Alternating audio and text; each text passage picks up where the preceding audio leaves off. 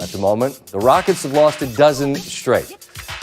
But they did have a ton of good times together. What was that Stein article about 600 and something games, right? Yeah. A whole lot of good history. Beforehand, some kids trying to get some signatures, and then we're told, I guess, you can't do that. I don't know if it's protocols or what's going on, but that's a bummer for the youngsters. As for the introductions, what are we going to hear?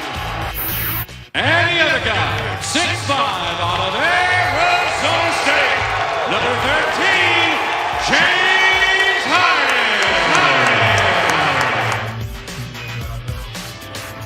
And then a video tribute. Harden acknowledges the crowd there. That's during the first timeout. Harden did not wait to put his fingerprints all over this game. Knocks down the three early on, gets into rhythm, setting up others like Bruce Brown.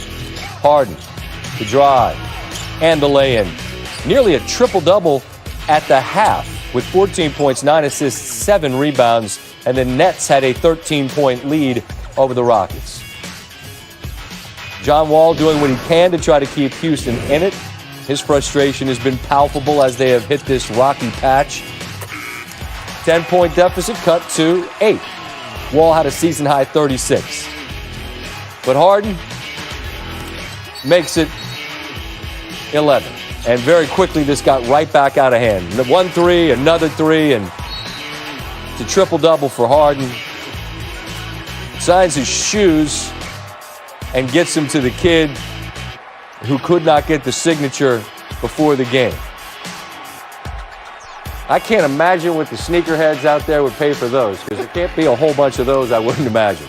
Harden, after quite a night, reflecting. Hopefully I did something right. Obviously I came up short of a championship, but the work on and off the court that I put in over those past 8 years, was elite, and obviously I think that's the only thing that I didn't do or didn't accomplish is the championship, which is difficult to obtain. It is that. They took their shot, came up just short. As for this game, Harden accounted for 59 points, scoring 29, assisting on 30 more. Elias tells us that's the most in a reunion game since 2000. 2000. His teammate Kyrie Irving had 56 in his Celtics reunion game this Christmas. Coach Steve Nash, 54 in his first game back against the Mavericks. That was in 2004. Steph and Dame, two of the more lethal scoring guards in the league.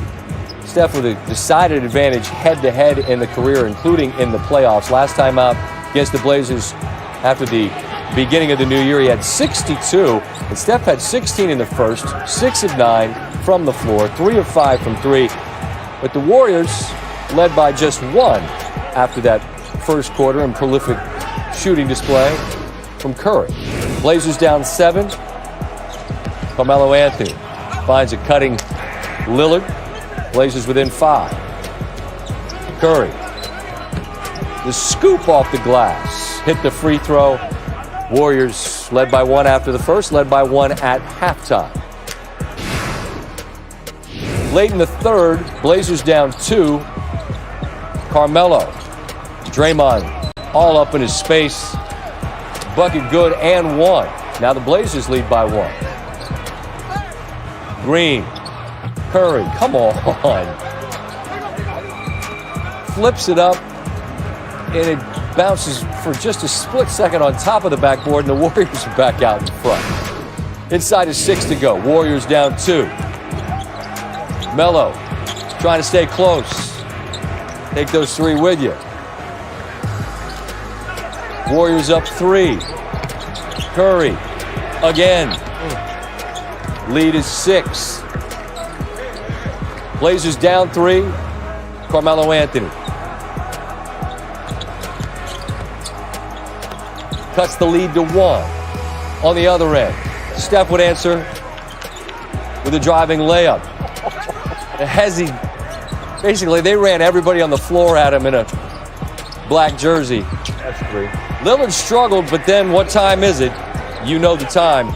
He hits the 3. They leave Draymond open, and Draymond buries the 3 to give the Warriors a 1-point lead. Steph leading by 1. Down the lane, it's in.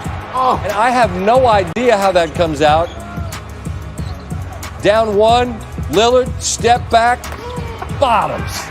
I mean, absolutely lethal. Never changed expression. Draymond, blocker charge.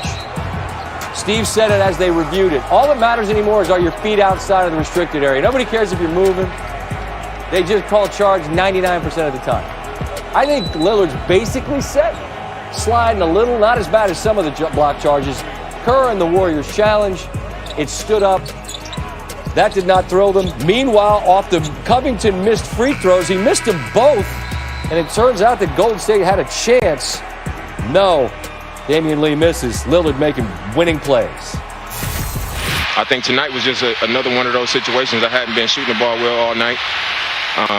But, you know, our team was continuing to fight, and we still was in the game. And I just kept telling myself when it comes down to it, and it's time to make winning plays, I got to still be present, had the presence of mind, and that same confidence and energy when the game is on the line. And I just came up big again tonight. Draymond, he reads those plays really well. You know, when we chase Steph, he's looking at the guy slipping. When you overplay a handoff, he's keeping it and getting to the rim for easy baskets. And I just had my eye on Draymond because I knew he was trying to figure out a way to manipulate what we were trying to do. And I saw him take off, and once I saw, you know, how fast he was coming to the rim, I was the lag, and I saw the action developing. I knew what the situation was, and once he took off, you know, I just sold out and stayed in for the charge. So a whole lot of respect between Dame and the Warrior players. An Oakland guy who knows about what they call that town business. And once again, it was business time late. Lillard, 29 game-tying or go-ahead field goals in the final 20 seconds of the game. Since he entered the league, that's the most in the NBA, 7 more than Russell Westbrook in second place. Still to come on SportsCenter, quadruple triple-doubles. Remarkable individual performances collectively make history thanks to a double dose from Detroit. Maybe not the